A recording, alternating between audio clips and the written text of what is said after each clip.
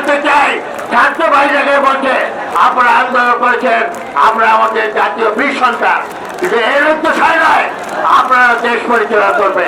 আপনাদের অগ্রসর হয়েছে তারা দেশ পরিচালনা করবে। আমি আমার আন্দোলনের মধ্যে পুরো দেশ স্বাধীন হতে পারে না। যেমন 71 সালে মুক্তিযুদ্ধে আর আন্দোলনে পটে হয়েছিল, 52-এর ভাষা আন্দোলন, 69-এর গণঅভ্যুত্থান, 71-এর স্বাধীনতা দিত। অনুরূপভাবে এই ছাত্র জনতার আন্দোলনের আমরা ছিলাম তার পূর্ব অনুসারী। তবে আমরা 70 বছর আন্দোলনের পর বিভিন্ন দিকের পর আজকে আমরা বাংলাদেশে স্বাধীন মতামত প্রকাশ করার সুযোগ পাচ্ছি। সেই জন্য আমরা আল্লাহ তাআলার কাছে অশেষ কৃতজ্ঞতা প্রকাশ করছি।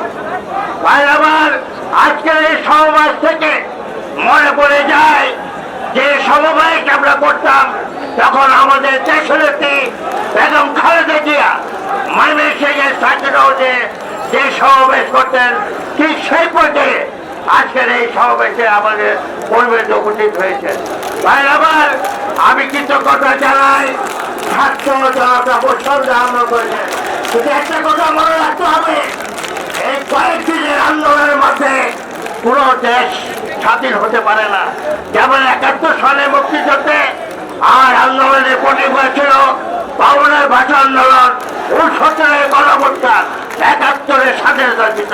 অনুরূপভাবে এই ছাত্র জনতার আন্দোলনের আমরা ছিলাম তার পূর্ব অনুসারী।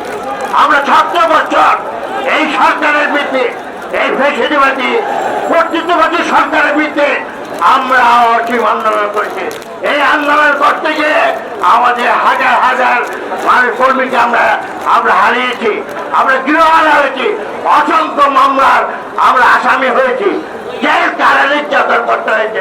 সুতরাং এই কয়েকজনের আন্দোলনের মধ্যে একটা দেশ শান্তি হতে পারে না, এটা পটভূমিকার প্রয়োজন আছে।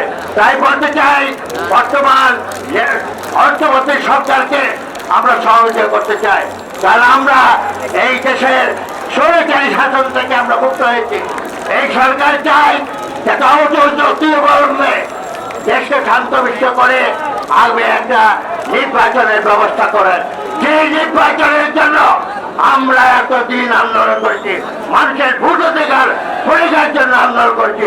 সুতরাং এই নির্বাচন নিয়ে তার বাহানা করলে মানুষ আপনাদেরকে সন্দেহ করবে। তাই বলতে চাই, ছাত্র ভাইদেরকে বলছে আপনারা আন্দোলন করেছেন, আমরা আমাদের জাতীয় বীর সন্তান, কিন্তু এর উদ্দেশ্য নয় আপনারা দেশ পরিচালনা করবে।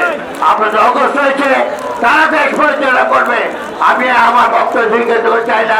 আজকে আমাদের প্রিয় দর্শক, এই ছিল এখনকার সংবাদে। আমাদের পরবর্তী সংবাদ দেখার আমন্ত্রণ রইল। এছাড়া দেশ বিদেশের নানা প্রান্তের সংবাদ পেতে এটিভি নিউজের সাথেই থাকুন।